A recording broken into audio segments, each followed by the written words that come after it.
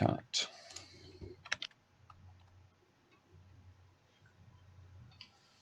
Okay, so this is the link. But I'm now going to share the screen. So if you don't want to download, you can just yeah, not just follow on the screen. But I'm not sure what is the quality, because I have like my quality, which is good, but I'm not sure whether the stream quality is the same as my resolution. Right.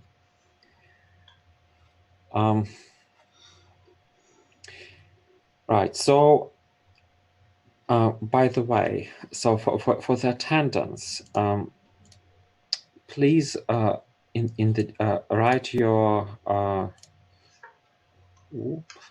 No, this is wrong.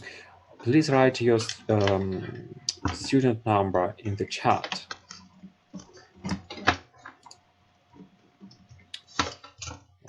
Somehow I remember I could manage the chat also here.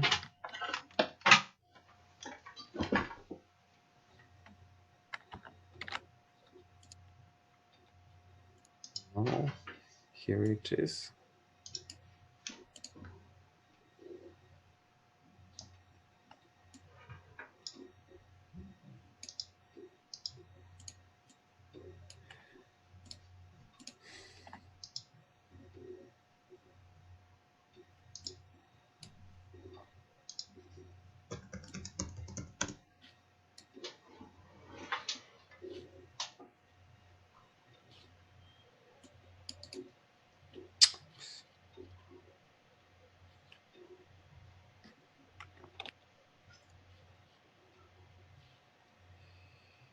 Okay, so I'm just setting it up.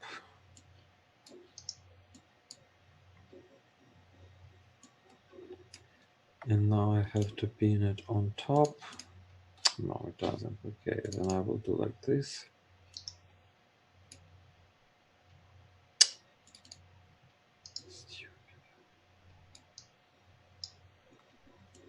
So that I can see if you ask something in the chat. Okay, so this is the definition of the derivative. So once again, from the organizational point of view, let me say that of course I will show on my screen the material, but then of course if you feel more comfortable, you can also open it on your PC or laptop, and yeah, so do how you feel more convenient. Yeah, and so and about the so the test, right? I have told you that there's going to be a test. I mean, not soon, and of course, this is even more true now. But so we'll probably just have at the end of the course. So there is a chance, let's say, that the current situation persists for quite a while. In that, so the quarantine is going to be extended, right? So of course it's possible that we'll go back to the university in a couple of weeks, but it's also possible that this situation is going to persist for a while. So, and of course it's I think prudent to make arrangements for that case when it's going to take more time. So I think so. There are platforms which allow you to do the tests online.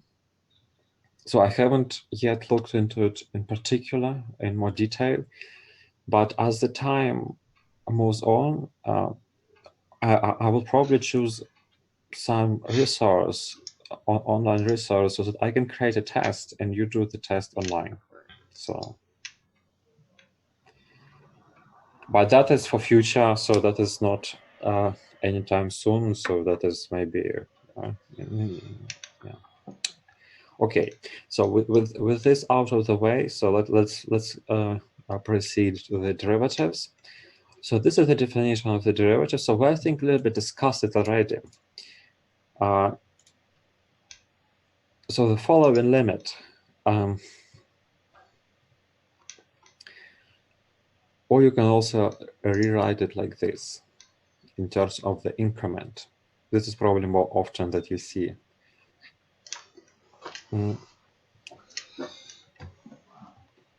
Okay, so this is the derivative. So you have a function here, f, and then you have the variable. So here the derivative is defined with respect to x.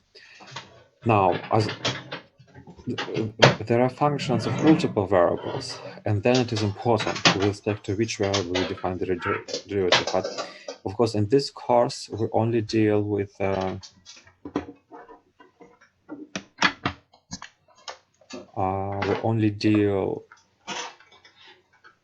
the functions of one variable. And so this is, let's say, not strictly necessary in our course, but in general, it is a good to keep in mind. Okay, so please note also that the derivative is defined at this point. So at some point, the derivative can be defined, while at others, it is not defined. Because, for example, this limit can exist for certain x, right? For example, it can exist for x equals to 1, but not exist for x equals to 0, for example. Okay, so there is...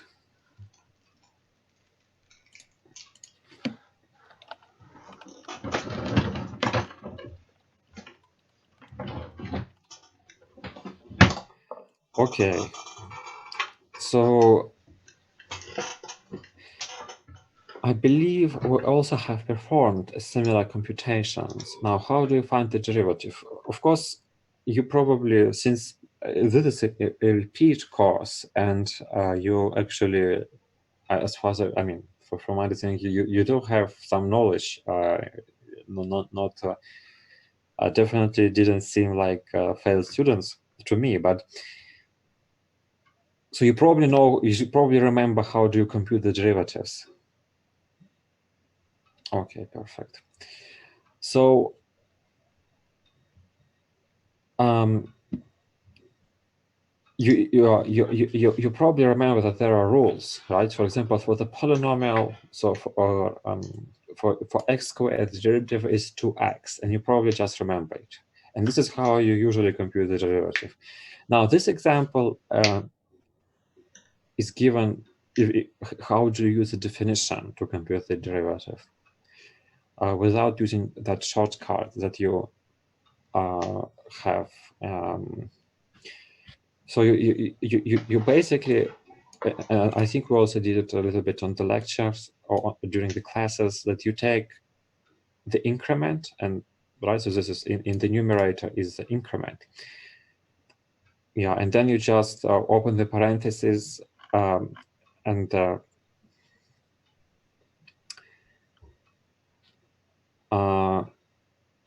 right, so you get this, and then you open the parentheses, you get this, you simplify, you get this. So, and you remember also we discussed it during the limits. So you just divide here. You cannot plug in h equals to 0 here, by the way, because you will get 0, right? So this is right. If you just plug in here in the numerator h equals, so this is the first intent, right? So you have 0 in the denominator, but you also have 0 in the numerator, so you have to do something else. And then you open the parentheses and do the computations, and this is what you get. And then, of course, you can just simplify by h. And here already, you can plug, so on this line, on the second line, you can plug in h equals to 0, because yeah, it's just so it's not, you don't have 0 divided by 0 undetermined expression. By the way, can you see the position of my pointer, of my mouse pointer? Yes, okay, perfect. Okay, so this is going to be the derivative, and that was computed by the definition. And then you have another example here. So here we just a little bit more computations. Okay, so this is a fraction, so you write it once again as a difference, right? As an increment, and then you kind of put it to the common denominator, and this is what you get at the end. So you get this at the end. And then, of course, here you can just divide, right? So it's h, here 1 over h, so you just divide. This is what you get. And then at the end, you take, so here already you can take h equals to 0 because, once again, it's not something undetermined. So it's not like 0 divided by 0. You get 1 divided by t plus 1. Now, this is actually, we should know that this is for t not equals to -1, right? But if you look here at the function, you see that, in fact, the function itself is not defined for t equals to -1. So here we should take t not equal to -1, right? And that's fine, and everything else is fine then.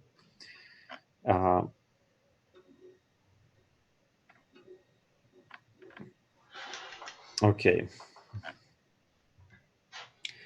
So if you have some questions, you can either write in the chat or raise your hand.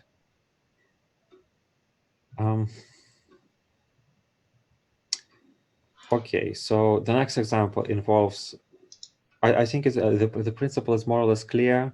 So the next example involves a square root.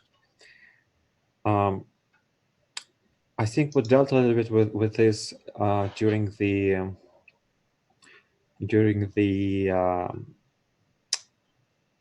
computations for the limits, that you kind of multiply by the conjugate to get rid of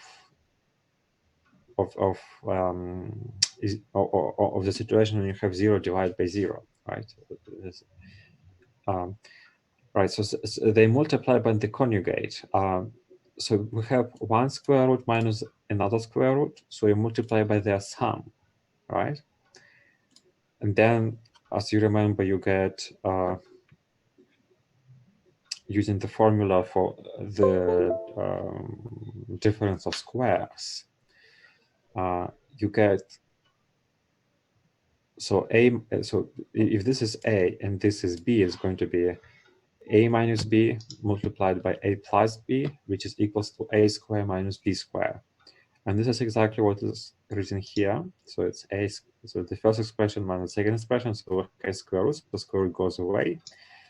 Now the numerator remains, so the denominator remains, but it's no longer 0 if you plug in h equals to 0.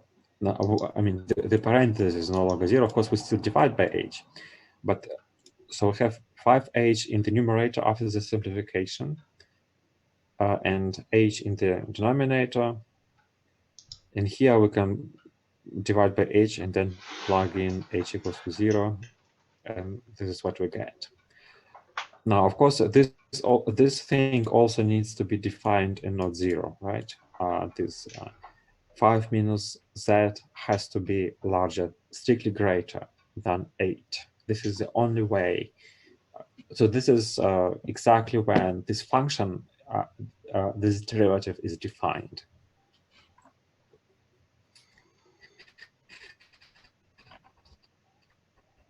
Okay, so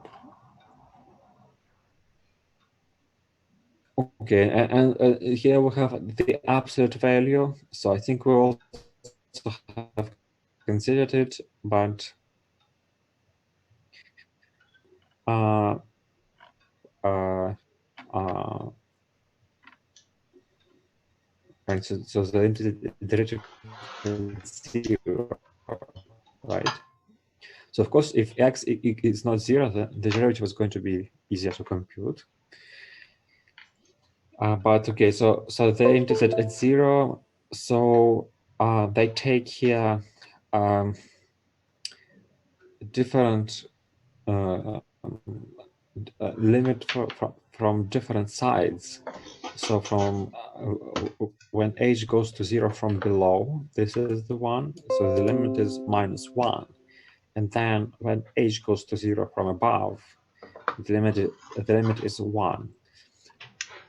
So therefore, the limit doesn't exist, because for it to exist, it has to coincide from both sides. And so it doesn't exist. And yeah, the derivative doesn't exist for this function at point 0. The derivative does not exist. Okay, so so a function f is called differentiable at this point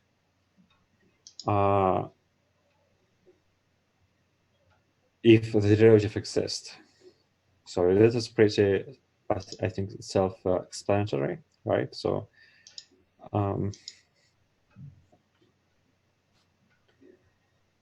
okay, so of course if f is differentiable at point x, then f is continuous.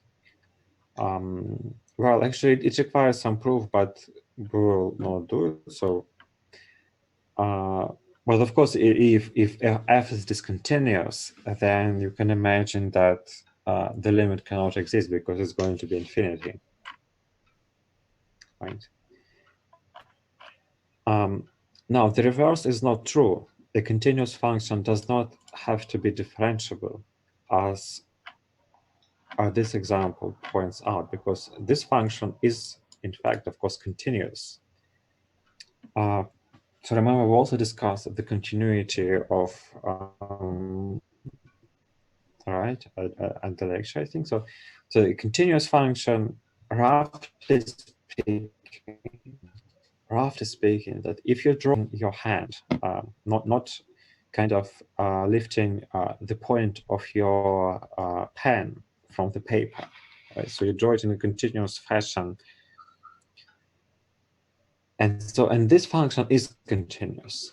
This function is continuous, but it is not differentiable. So not every continuous function is differentiable. And in fact, there are continuous functions which do not have derivatives at any point whatsoever, or I think at least at almost any point, except very few, but I believe even at any point.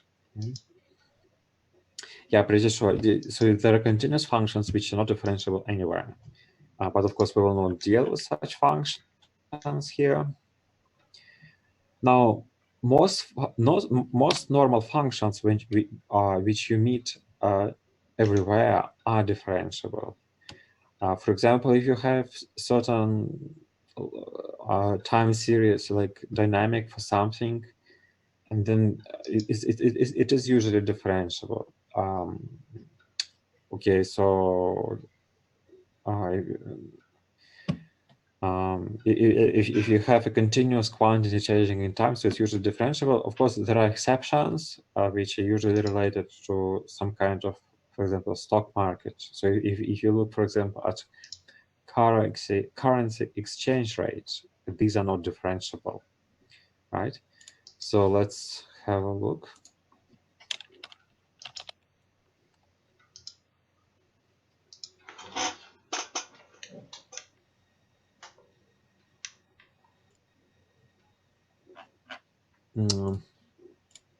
This is actually looks differentiable, right?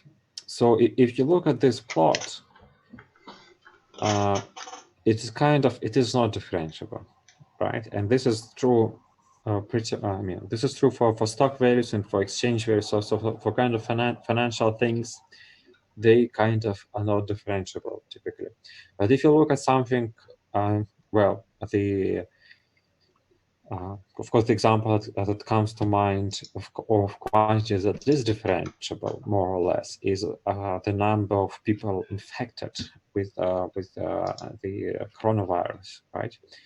At of course, at early stages, it is not differential, but more or less, if you look when the number is already high enough, it looks.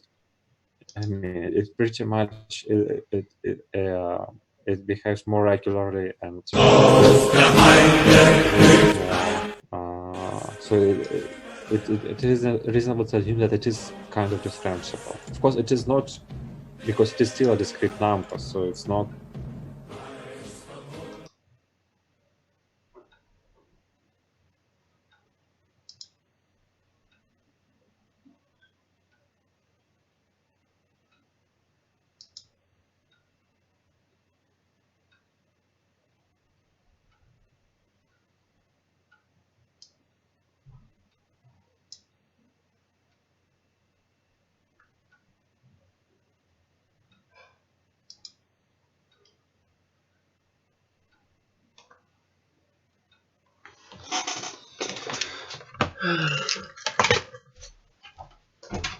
Czy ktoś może wyłączył internet?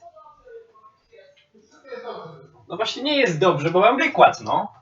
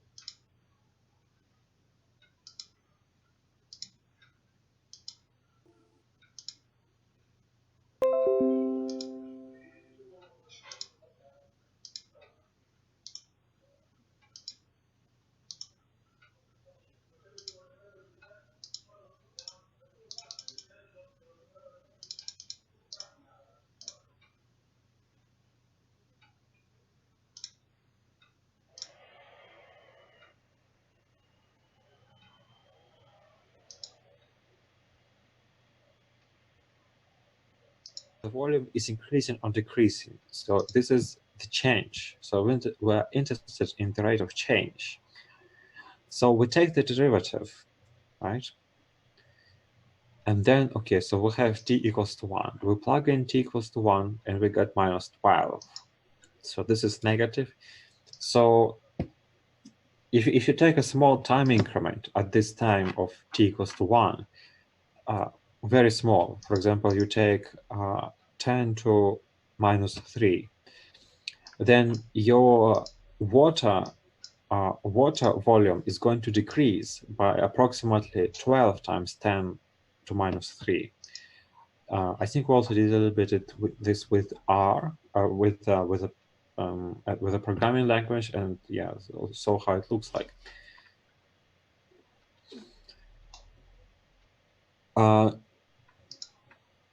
So you can find out what is the rate of change at a certain time. Now, if you take another time, here it's already positive. It's 4, right? So then it increases. So you have the increase.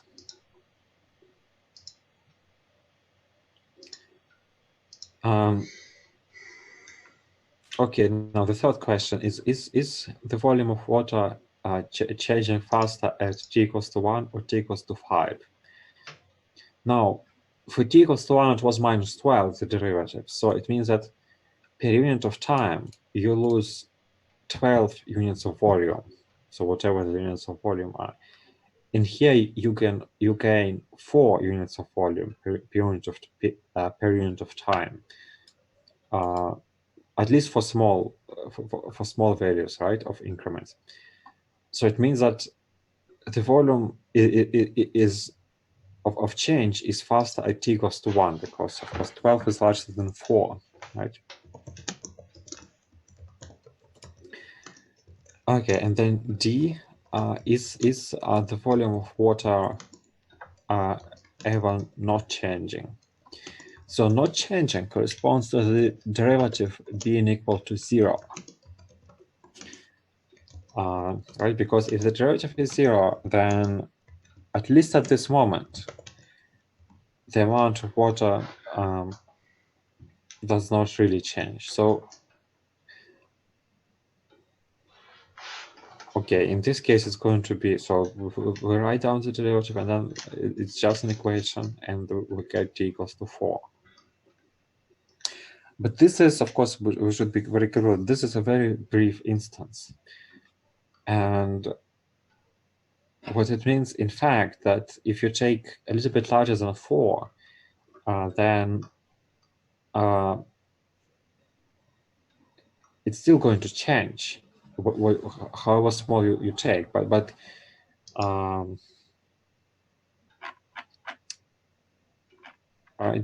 the difference is going to be very small with respect to the change. So let me show you maybe.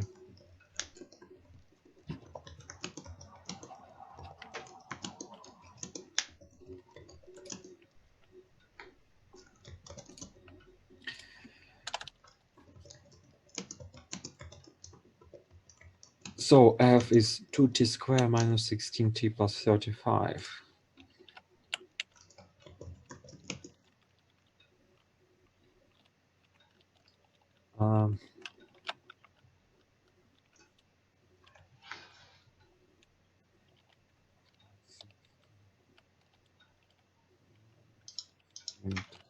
T plus 35. So this is our function.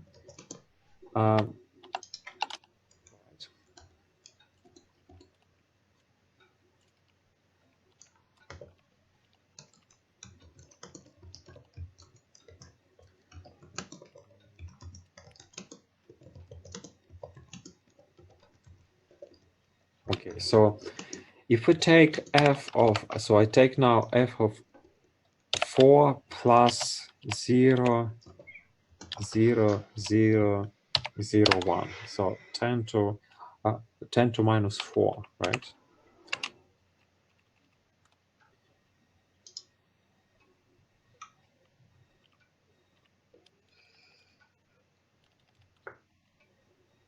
Okay, I think it's because it is suppressing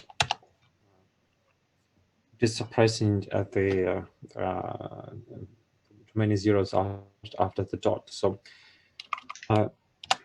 so I take 10 to minus 3. It's still a very small number, and this is what I get. Now, and you see that the difference f of, so by the way, I hope you can see this part of the screen. So it's lower left of the screen. So if I take the difference at this point 4, where the derivative is 0, you see the difference is 10 to minus 6. And the increment I take is 10 to minus 3, but the difference is 10 to minus 6. So this is what happens when the derivative is 0. Your increment is even kind of smaller than your increment of the function is smaller, much smaller than the increment of the argument. So the increment of the argument is 10 to minus 3, and the increment of the function is 10 to minus 6. So if I take 10 to minus 4, the increment of the argument, then the increment of the function is going to be 10 to minus 8, right? So this is in fact what does occur pretty much, I think, it is common, I think, unless you have some weird cases. If the derivative is 0, it means that the increment of the function is of smaller order than the increment of the argument, right? Okay. Okay.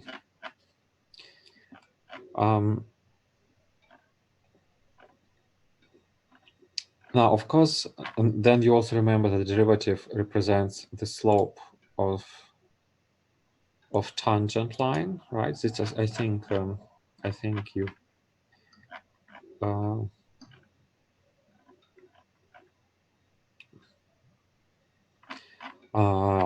Yeah. So let us consider this example. So you have a sketch of a function. So it sketches a plot, a graph. Right. So let's say this is how functions look like. So this is continuous.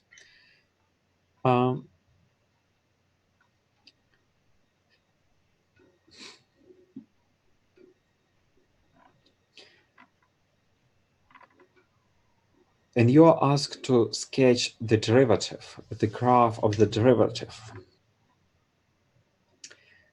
So how do you do this? Okay, first, they start from finding out the points when it's 0. So the derivative is 0 when the tangent line, right? So it's kind of horizontal.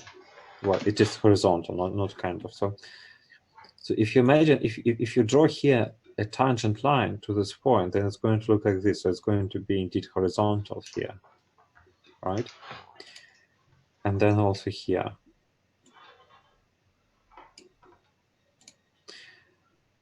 So those are the values where the derivative is 0. And they write them down here. So we have 4 points, this minus 3, minus 1, 2, and 4. Okay, so now you know where the derivative is 0. Then you have those intervals. And they find out what is the derivative, how does the derivative looks between those points. Now, how do they do this? So let's look here to the left of minus 3. Now, the function is decreasing here, and therefore you probably also remember it so if the function is decreasing, then the derivative is negative. While in the opposite is also true. If the function is increasing, then the derivative is positive. So here the derivative is negative. Here it is positive from minus 3 to minus 1. From minus 1 to 2, it is negative. Now, we hit 0 here, or near 0, but then it's again negative here, and in the end it's positive.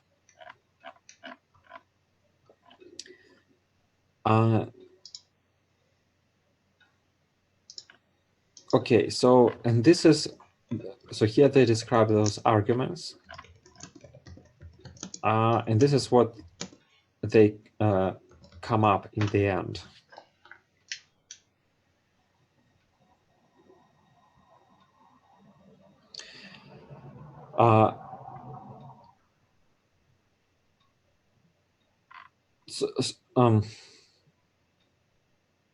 Okay, so here this is actually the plot of a true derivative, right?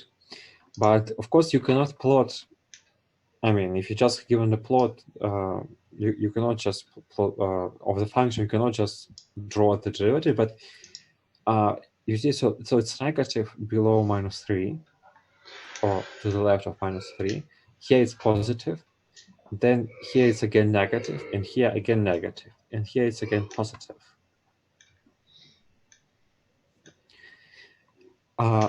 Okay, so we have discussed zeros. right? But how do you take the value, for example, here?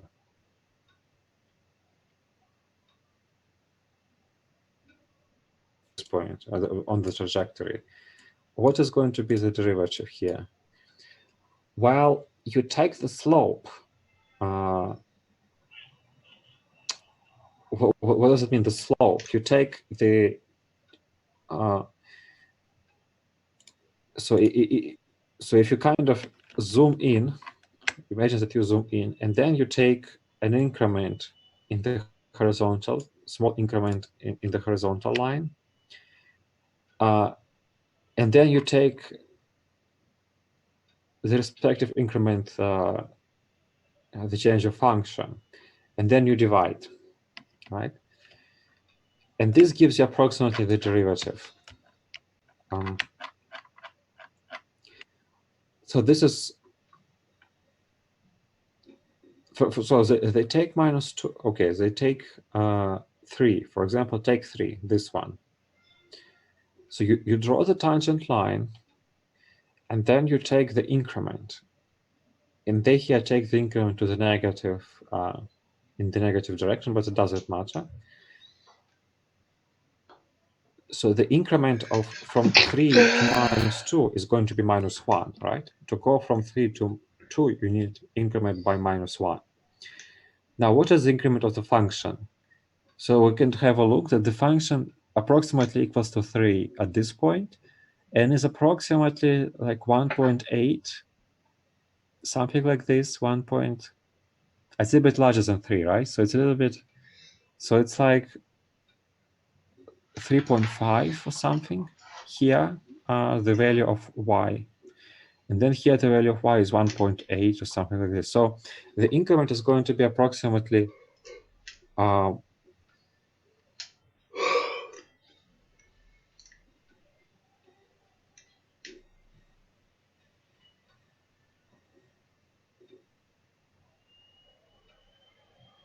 so the increment is going to be approximately 1.8, right? So because we go from -3.5 to -1.8, so the increment is positive, and it is about 1.8 or something, right? And then if you divide, so you divide 1.8 by -1, and this gives you approximately the value for your derivative. And you can do it in some points, and this is how you can plot the derivative, okay, approximately. Okay, so they write here that this is -1.5 because I think they estimated here it's -1.5. So I said it's -1.8. So of course it's difficult just to estimate just by looking on the picture, but so this is not of paramount importance, the exact value, but this is important that the principle that, okay, so the increment is positive in terms of y, then it's negative in terms of x-axis, right? So the value of function goes up, the value of argument goes down, so you divide them, you get the negative number, and yeah, you get the absolute value about 1.5 or 1.7, yeah, something like this. Okay, and then yeah, you can look at for the same other points. So if you take you draw the tangent line, and here you get the increment. So here the increment is very large and positive, so it's going to be about 7, about 6, even more than 6. So the derivative is going to be a little bit more than 6 at this point, right? At point 2. Okay, 6.5. And this is how you can kind of find out some values for the derivative, and then you can just draw based on those values in zeros that you have found before that.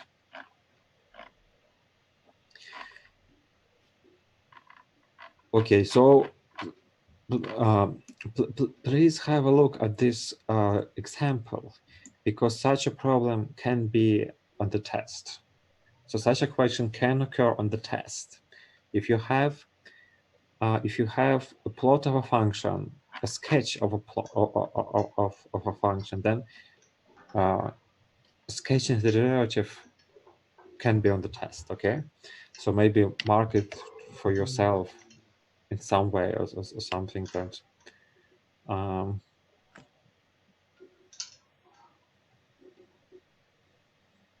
right?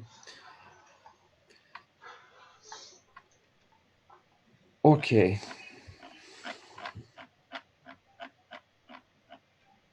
So that was, I mean, if you want to, example 4 on page 100, well, 180 of the book, of the notes, and 190 for the file. So whichever you use, example 4, okay.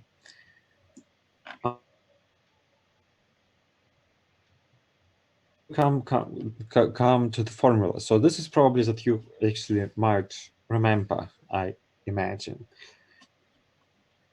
Okay, the sum of the derivatives equals to the, or rather, the derivative of the sum equals to the sum of the derivatives. The same with the difference. If you multiply by constant, so the second multiply by constant, you just put it outside. If function is a constant, then the derivative is 0. In here, I will have already some polynomial. So if this is a polynomial of this form, f equals to xn, then this is the derivative. Okay, so based on those formulas, we can, I mean, it's not difficult to compute the derivatives for the polynomials or even for such expressions. But for example, here, okay, so this is your expression. So,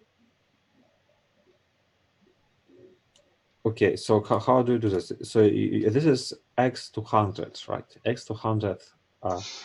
So you take the derivative of this is going to be 100 times x to 99. And then you multiply it by 15, because 15 also here, so 15 also here, right? And then you do the same. So you have 3, this is a multiplier, which was also here. And then x to 12, you take the derivative, you get 12 times x to 11. Plus 5x, the derivative is going to be plus 5. And then the derivative of the constant is 0. And this is you get the derivative here.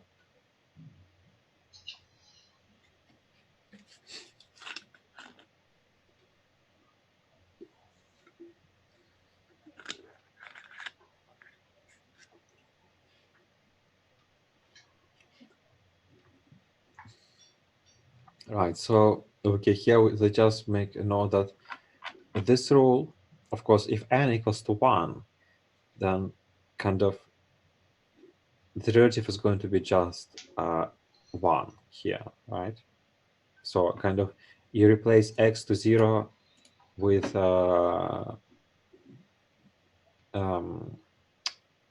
with 1. Right? Okay, so I think this is pretty not too difficult. So for example, if you have this example, you rewrite it. So you have some roots, and then but you can rewrite them in the normal. I mean, just as powers. And also this one, I mean this one you can also rewrite as powers. So if you have a root of 5th degree, then it's going to be 1/5, right? Or 1/5, I should say. The power, and then okay, so it's in the denominator, so it comes with minus. And then to this expression, to the last expression, you can already apply that formula.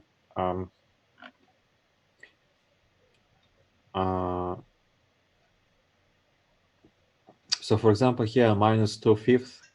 So you take minus 2/5, you deduce 1. So minus 2/5 minus 1 is going to be minus 7/5.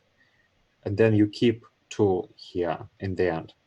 And in the end, you get plus because you had here minus, but then you also get minus here, so you get plus. Right?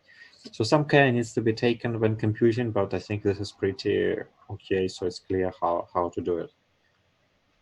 And so yeah, and this is also the same. So these are just numbers, so you just write it like this, right? Okay.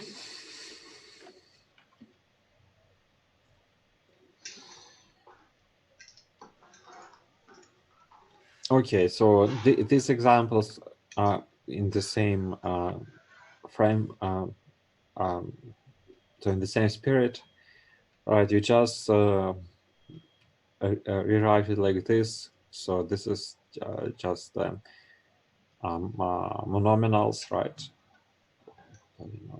Monomials, right? So those are monomials. So this is a polynomial, which is okay. You just take each member separately, take the derivative, and then yeah. So for example, here you have five thirds. So you multiply. So you take 5 thirds as a multiplier, multiply by 2, so it's going to be 10 thirds, and then reduce the power or the exponent by 1. So the exponent is 5 thirds minus 1, 2 thirds here. Okay, right. And also here the same. So not. So here you just have minus second degree, but the formula applies also to negative degrees. So this is the beauty. So you have minus second, so the derivative is going to be minus 2 times t to minus 3.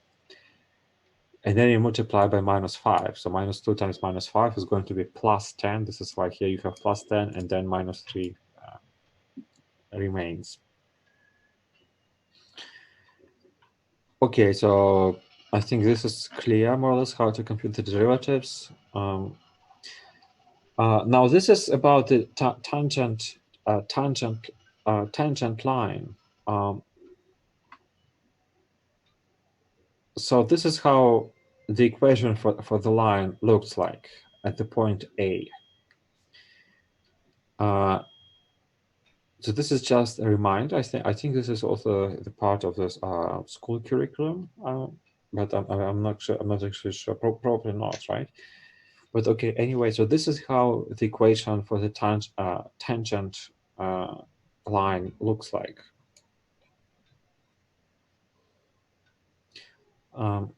Right, and then so you just find the derivative and plug in. So they find the derivative at 16, and then just plug in. Right, and this is what they get.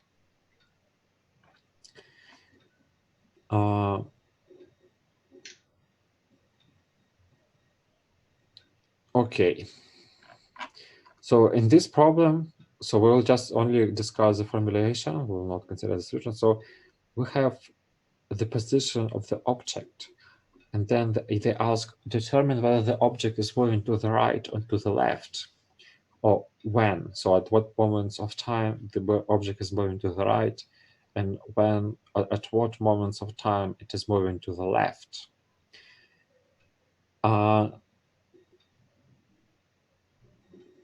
Now so you have the position, right? And then the velocity is the derivative of the position. This is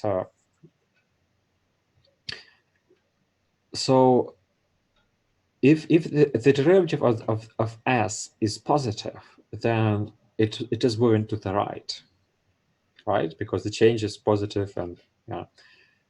If the derivative is negative, it is moving to the left. And so this problem can be reformulated into find when the derivative is positive and find when it's negative. And so this is what they do. Okay. Now next we do the product rule. So now you remember that the derivative of the sum equals to the sum of the derivatives. But this isn't true for the product. For the product, this is how the rule looks like.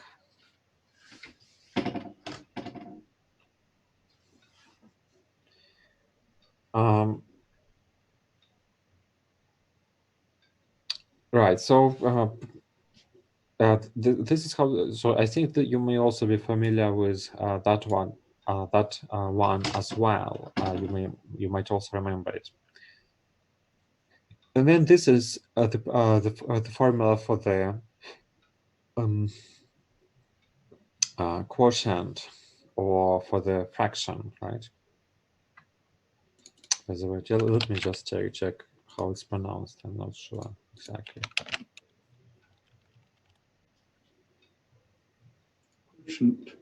Quotient. Okay.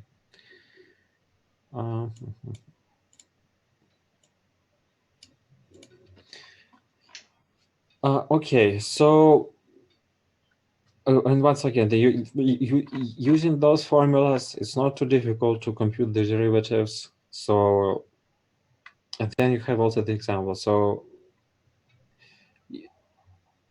okay, so this is your function. So you compute the derivative of the first thing, the first multiplier. So the first multiplier is x to 2/3.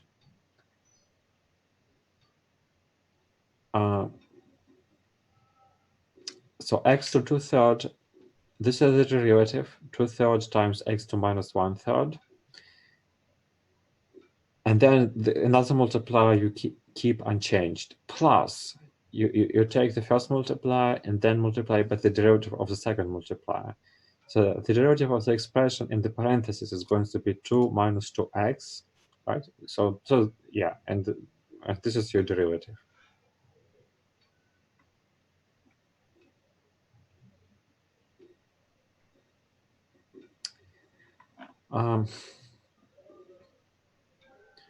Okay, so and then you can do it for a number of functions. So this is you have the quotient for the quotient, the derivative.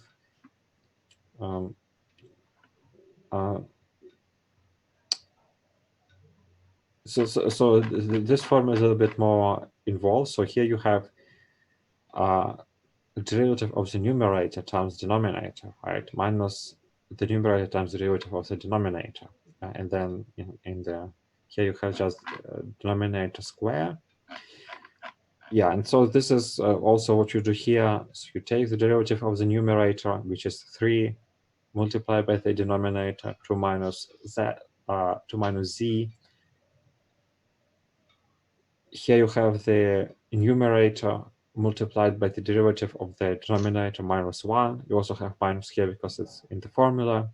And this is what you end up with. Okay, so, and this is how you do for any function. So by the way, let's have a look at this one. This one you can compute in two ways. You can just say that this is 4 times x to minus 6, right? And then you can just say that the derivative is going to be 4 times minus 6 times x to minus 7, right? So just using the formula for the polynomials. Or you can compute it as a quotient, as I do here. The derivative of 4 is 0, right? 4 is the numerator, the derivative of 4 is 0. So it's going to be 0 times the denominator minus 4 times the derivative of the denominator. And yeah, this is what you get at the end. So, okay, so, okay, then, yeah. Okay, so this is also that you can kind of figure that if you have a high number of multipliers, so you have product not of 2 but of higher number of things, then the formula kind of remains the same.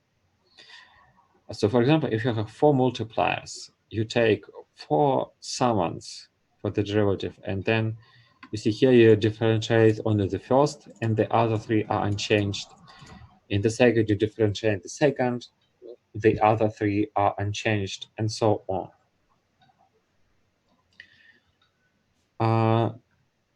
And this is actually even easier to prove, but okay, we will kind of skip it.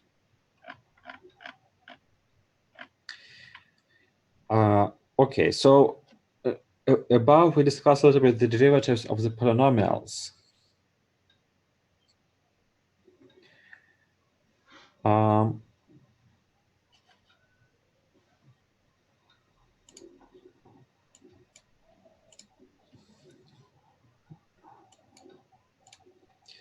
So we discussed a little bit the derivatives of the polynomials.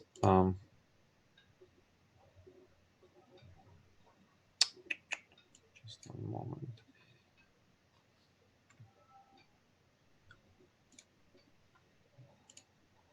No.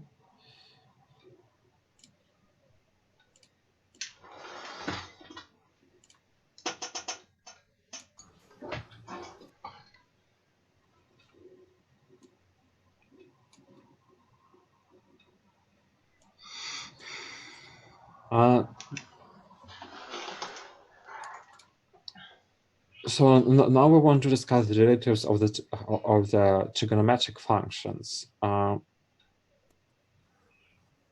So to deduce such derivatives, there are important limits.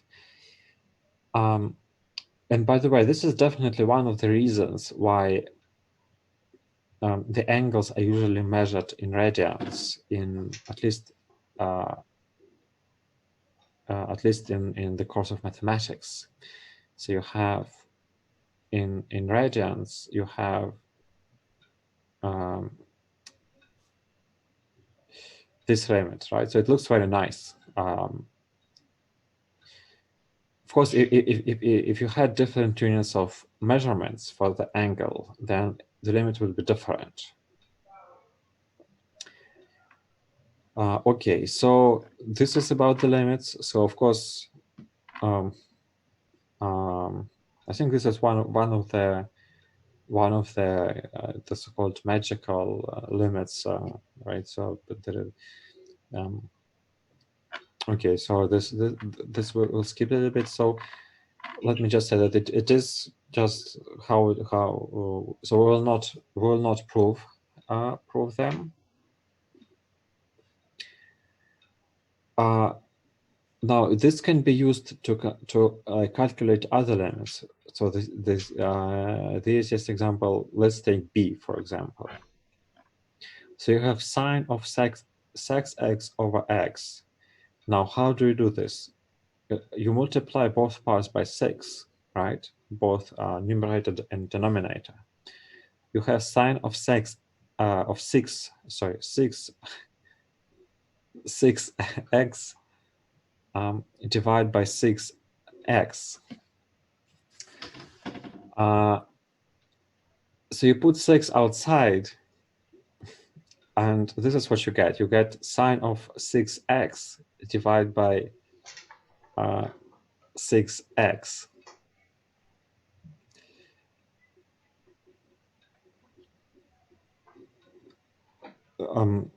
Okay, so in here, this is going to be 1 because you can do the change of variables, right? So if you denote this 6x by a new variable, as a new variable,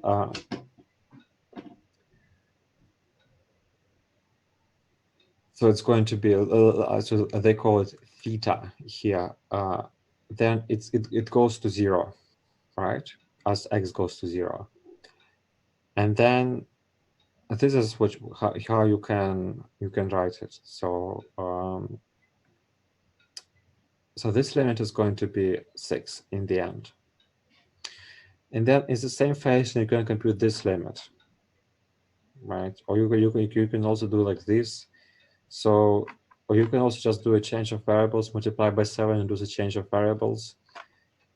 So this is going to be 1/7. Okay, so, and now here they write or deduce the formula for the derivative of the sine. So this derivation is not going to be on the test. Of course, you can read it if you would like to. So, so it's not. I mean, it's nothing extraterrestrial. So here you just you use the formula for the sine of the sum, right? And then you just reduce to those limits that we have already discussed. And this is what you get. So the derivative of the sine is going to be cosine, and the derivative of the cosine is going to be minus sine. So you might also remember those. I'm not sure how much you remember or how much you know from the previous course, but okay. So these things are important to remember, right? So these are the fundamental things that you need to remember. Yeah. So. Okay, so if you know the derivative of sine and of cosine, then the derivative for the tangent is kind of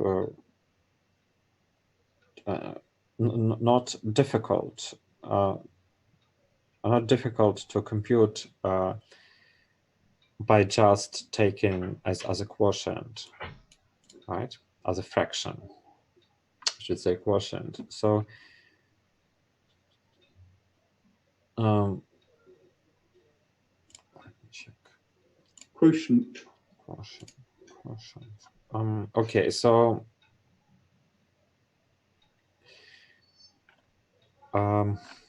so it's going to be 1 over cosine.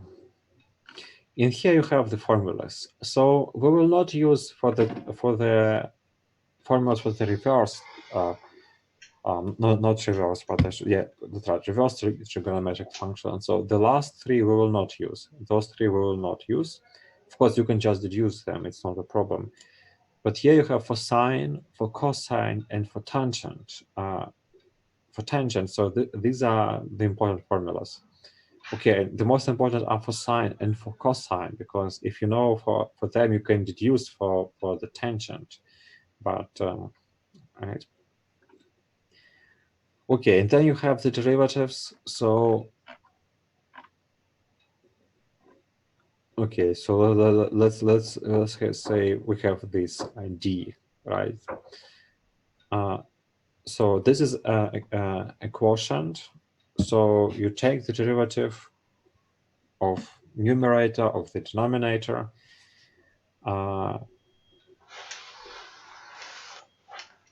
Yeah, and so you just use the formulas for the derivative of the quotient and then for the derivative of the sine and cosine, right? And then this is what you end up in the end. Now, of course, when it comes to trigonometric things, it's also useful to remember that you have this formula, right? So it's sometimes you can just simplify something.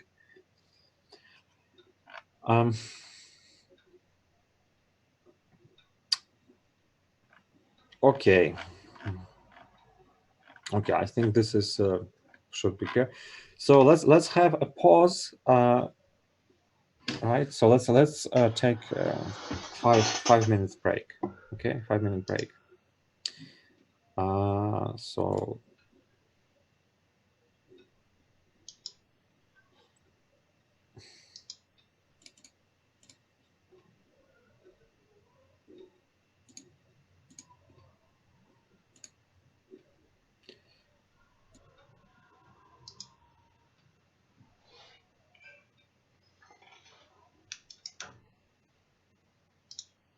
In some way, but I cannot tell it because I haven't thought about it. Of course, under the present circumstances, we will have to make some adjustments. But yeah, so.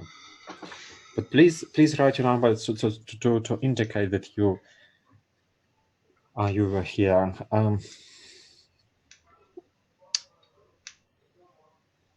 Okay, so this is so it comes down to this limit, and then now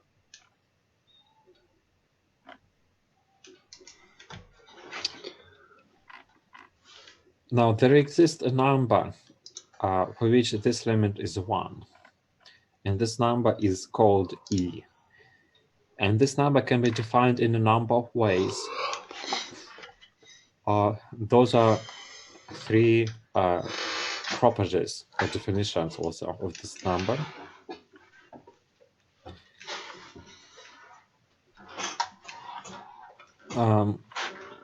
So I think it's called the Euler number, but actually I'm not, probably not. Actually, I'm not exactly sure. But this is the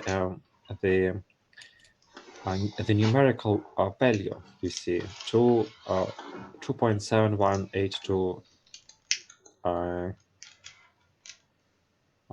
81 and so on. So this is the numerical value. Now, if you have a general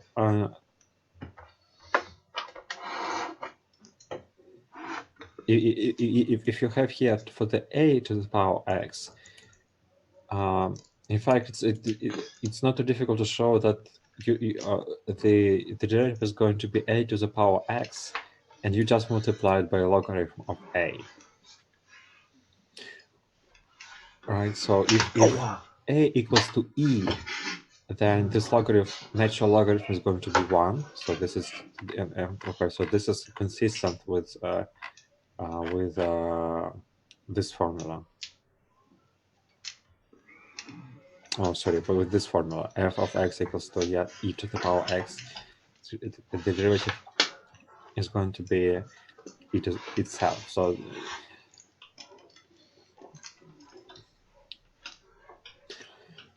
okay, so Yeah. This formula can also be deduced, but just like the trigonometric formula. So, but we'll not do it. But this is also important to remember, right? For example, if you have here 2 to the power x, the derivative is going to be 2 to x times a natural logarithm of 2.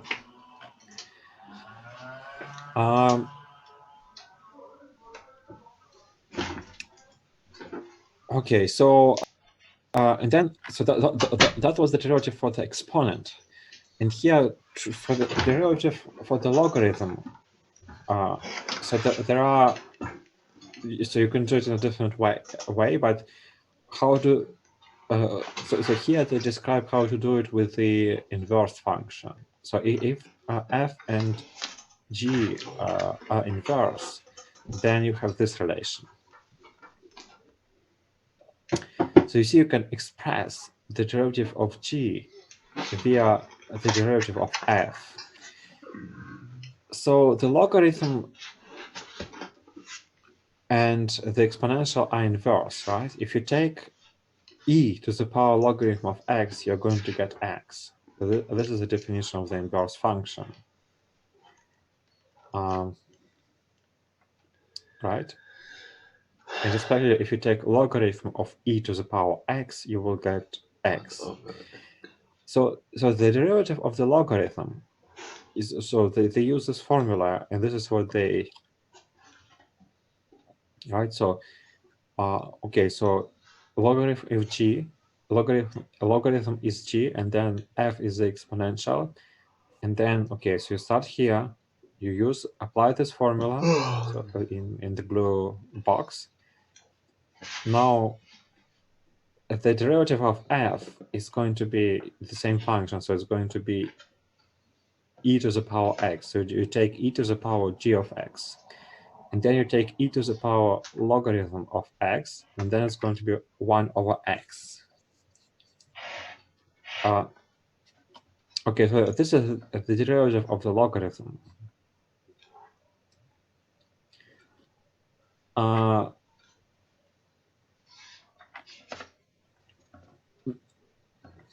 Okay, so this is of course this is for positive x, because of course for negative it's not defined, right? So this is only the inverse for the positive. Okay, but for the negative, in fact, you can show that such formula also takes place, even if x is negative. But okay, we can stick to x being positive in the logarithm. So and then if you have the general base, you can use this formula, and then it's not a problem. So you have those formulas for the derivative of the exponential and logarithmic functions.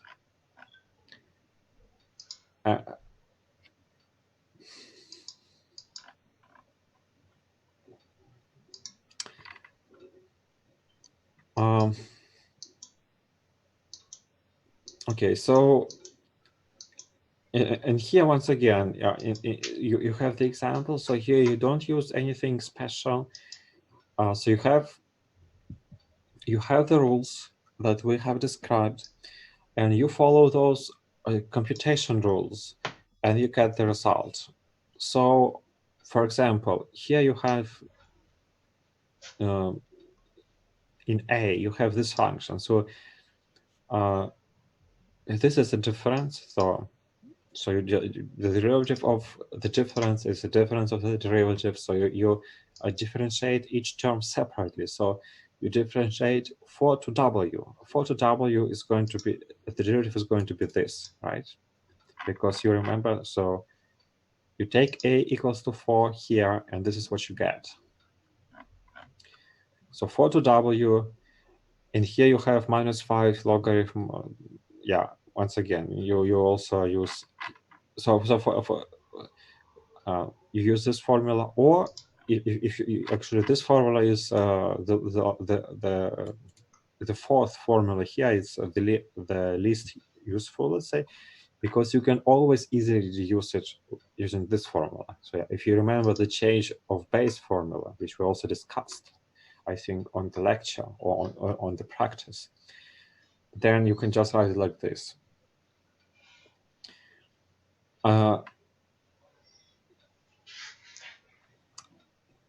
Right, and then if you write it like this, then logarithm of the derivative of logarithm of x is 1 over x, and then this is just a constant. This is just a constant, so you just ignore it. Okay, so and or not ignore, but you just it doesn't affect the derivative.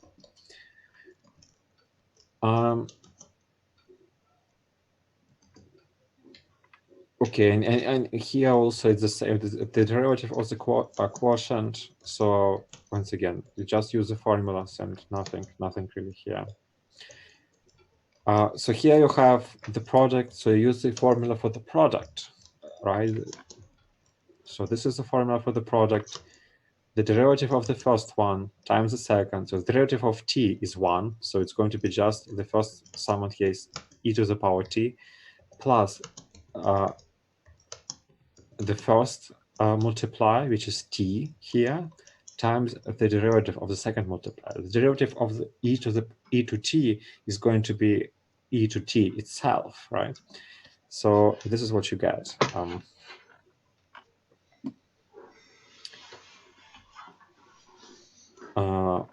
Okay. Okay, so inverse trigonometric functions, and they also come about. So you can also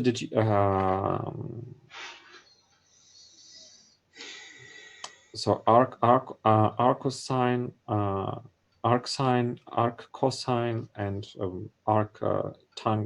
tangent, right?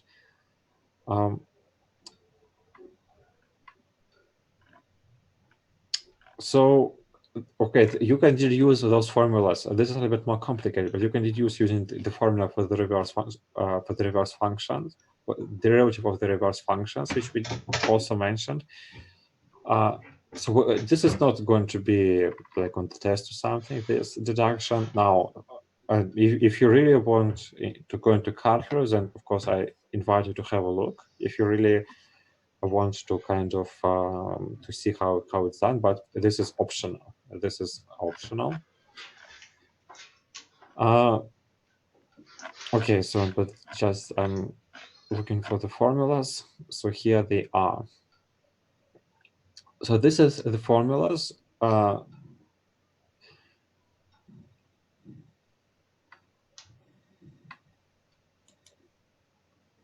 So the derivative of arcs. So here they use a notation of -1. Now -1 is a little bit, can be a little bit ambiguous because you can use it to denote either the inverse function or just 1 over, right? So it's the same notation for 1 over something as for the inverse function. This is a little bit, I think, can be this notation a little bit overloaded. So, but okay, so this is how to write it. So this is arc sine or arcus sine, and this is so those are the important, let's say those two are the important formulas. And okay, so the first one and the third one, and the second one is, while of course this can be deduced from the first one, but so if you have arc sine, then this is how the derivative looks like, and this is for arc tangent. This is how the derivative looks like. So, and these formulas are important because they will also come up when we do with the integrals.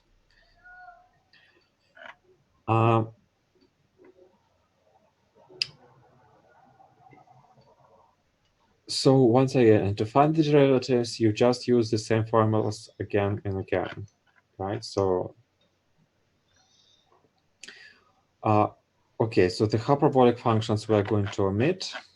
Or I should say, okay, I will maybe just show you what is a hyperbolic functions.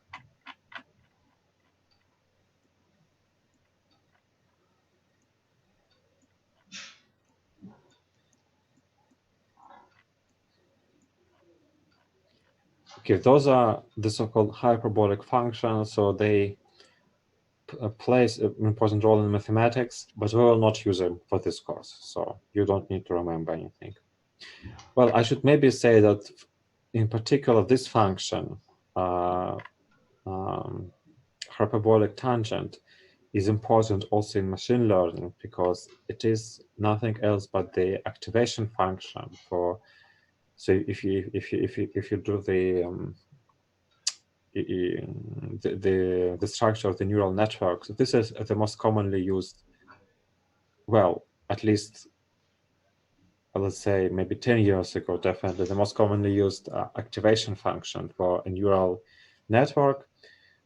Okay, so maybe if you have an idea what it is, then so I will not now explain, but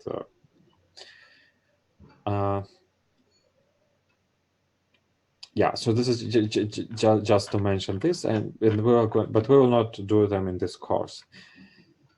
Now the next thing we look here is the chain rule.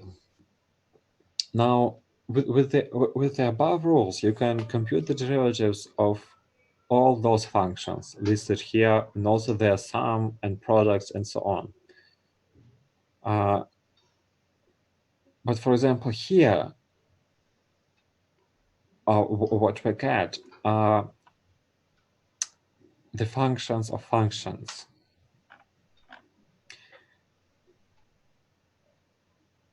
So the function of a function is just that you get, it's also called a composition. So you apply one function to another. So you have two functions which are both differentiable, and you denote their composition. Now, what is a composition? This is, well, actually, so the composition is going to be like this. So f g of x, right? So you just apply f. Okay, so this is just how it looks like, right? So you apply f of x to, sorry, f to g of x. Or alternatively, also, this is written here, right? F of g of z in this, or z in this case, f of g of z. Okay, so what is the derivative of the composition? Now the derivative you can be computed like this. So this is a formula for the derivative. So you take the derivative of f and apply it to the same point g of x, and then you multiply by the derivative of g.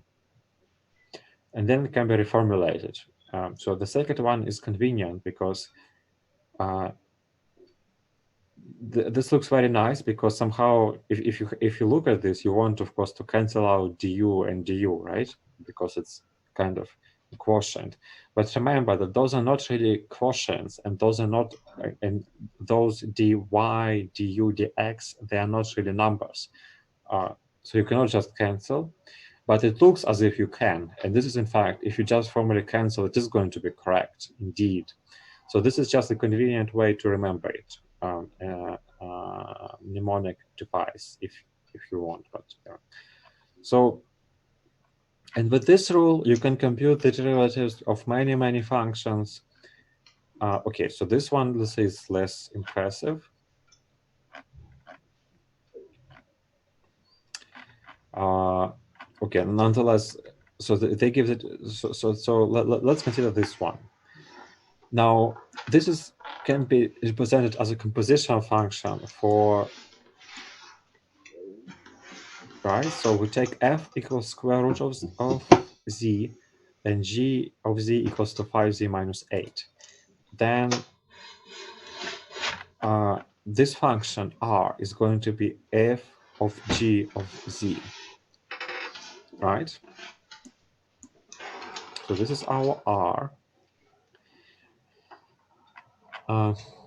and this is our f, and this is our g, and f of g of z, so it's written here, r of z equals to f of g of z, I should say, right? So, okay.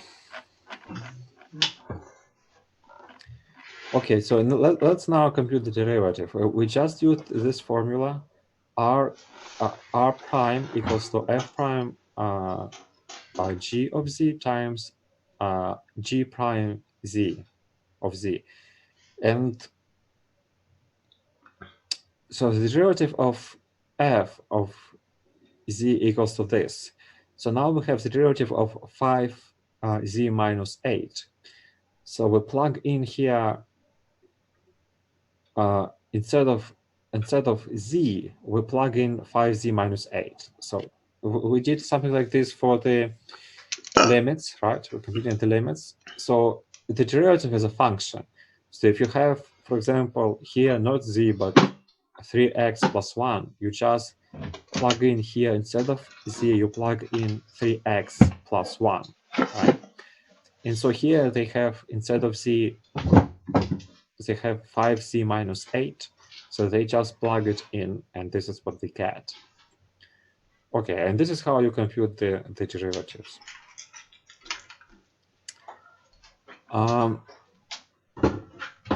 Okay, and then they also explain it, hopefully.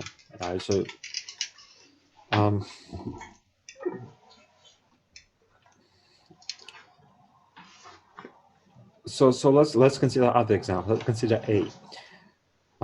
So here we can get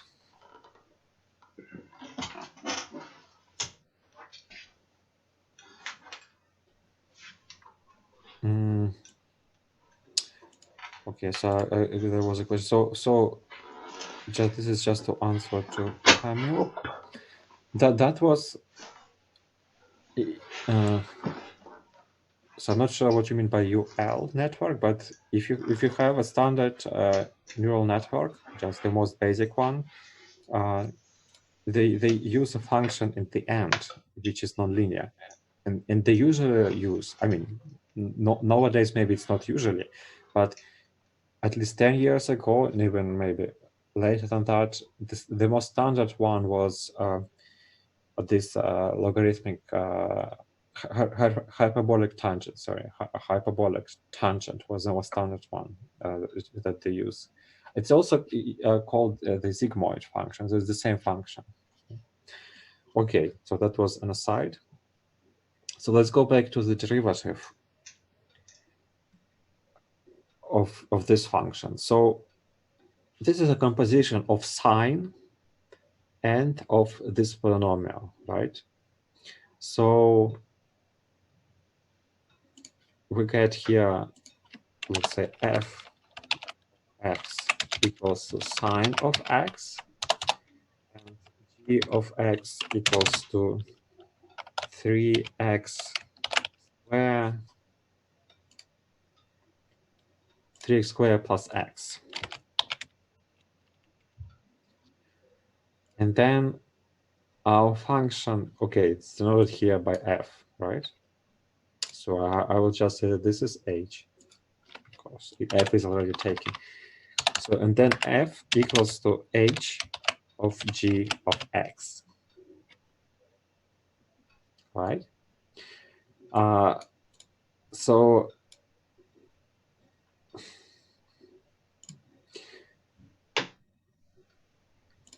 the derivative of f, so we use once again the same chain rule, it's called, by the way. So let us go back once again. So this is the rule that we use.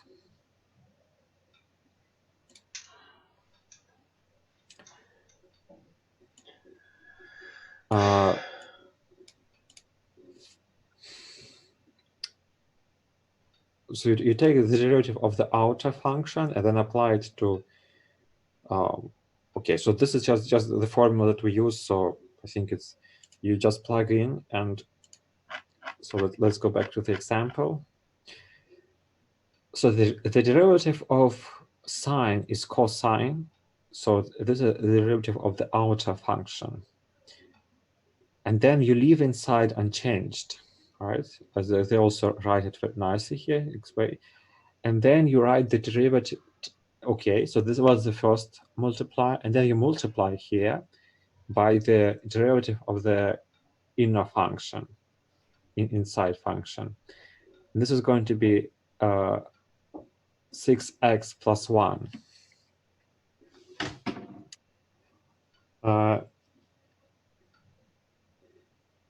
So this is how it looks like. Okay, and in this way you can compute anything. So, well, okay, not anything, but many other things you can compute the derivatives for. So you take this function, then the outer function is going to be x to 50, right? So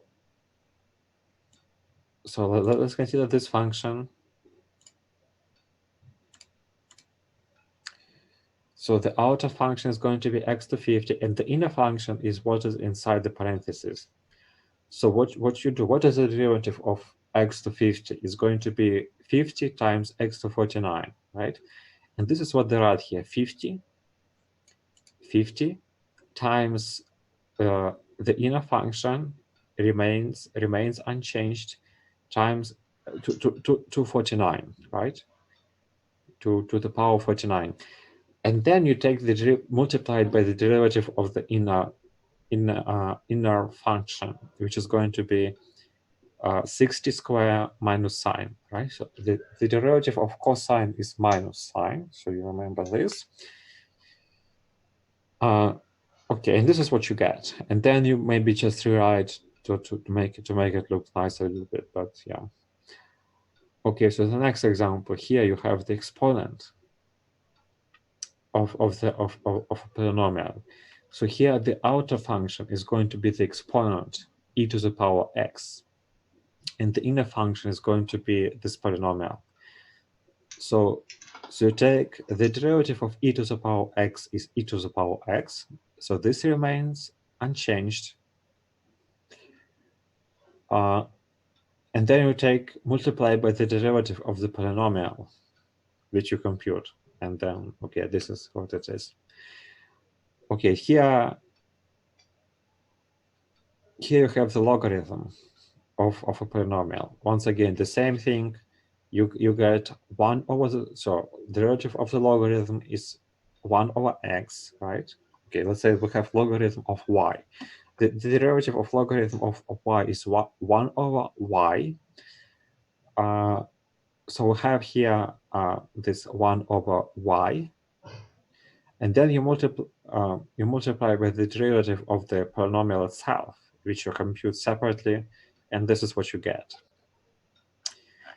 Okay, and so on. So this is yeah. So and so on and so forth. So I think we will now stop. So we'll continue the next time also with more examples from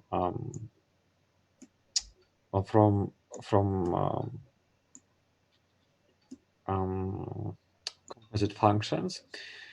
But let's just now, so we'll now just stop with the new material and let's go back a little bit to revisit what we did today and the most important derivative rules. So the derivative is something that you need to know. This is something that you used in other courses extensively. And also you just need to know as a part of the education because it's also used, like, this is one of the concepts that you can also use in real life, more or less, because when people talk about the rate of change or the growth rate or the recession, this is the underlying notion, the derivative is there. Okay, so let us just, so I'm now looking, so I went back too far.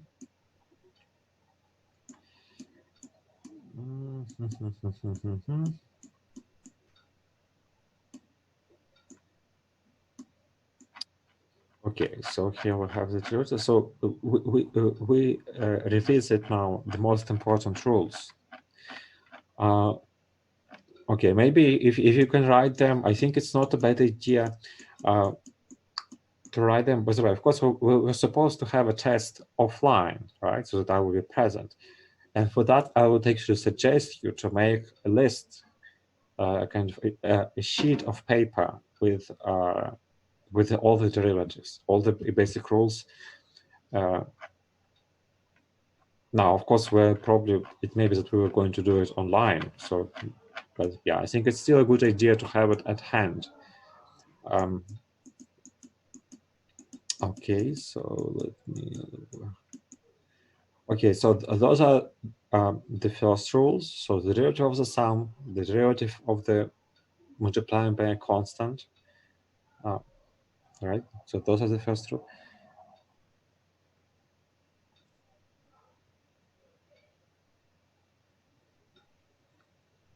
All right. Yeah. If you can find online, of course, it's also fine. Of course, people say that it is always if you write it yourself, or even if you type it yourself, you kind of you remember it a little better. Now, if you find online, indeed, yeah, it's also kind of not the worst thing. But just have a look at them and kind of think about them. All right. So.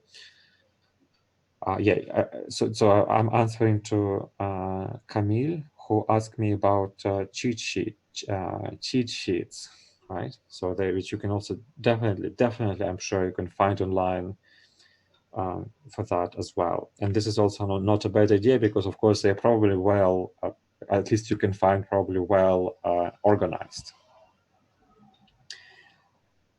Okay, so the next, the derivative of the constant. Very important. The derivative of x to power n.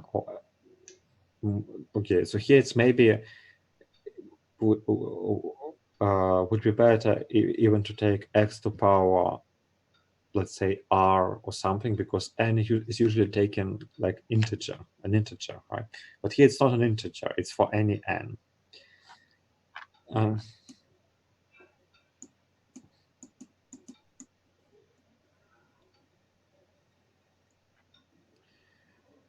The product rule, also very important. The product rule. the quotient rule. So very important.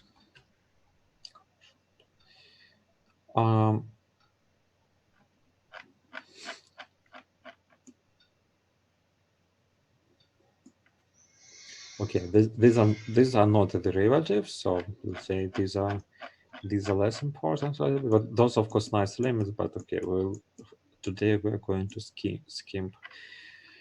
Now these are the trigonometric functions. So remember, we only need the first three here. The derivatives of sine, cosine, and tangent. Very important. So yeah.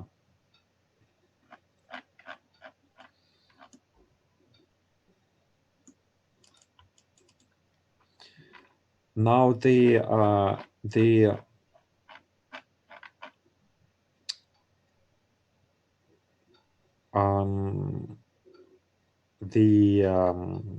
exponential functions. So okay, I would say the first three you definitely want to remember the first three, and then the last one is kind of optional. But okay, especially this you need to remember. This you need to remember, and the logarithm as well. Now for the fourth one, as I said, you don't need to remember it. You can just use this formula, but then you need to remember this formula or to know, right? So this is up to you. But I think this formula you may need to know anyway. So this is probably a good idea to remember it anyway. This formula here. The change of base formula for the logarithms, also very important.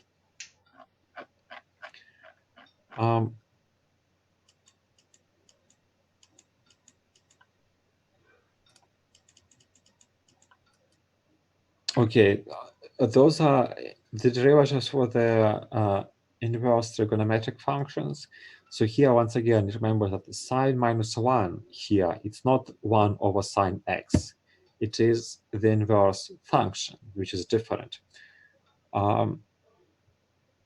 Okay, so the first three formulas are important. So this, and this are important. Well, the other are less important because they can be deduced. But okay, so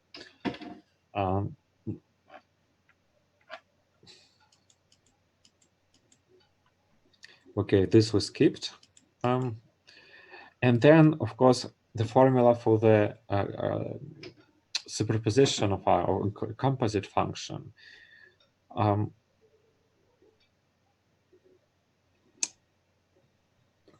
So the chain rule, right? So it's called the chain rule. This is a function of function. This is also very important.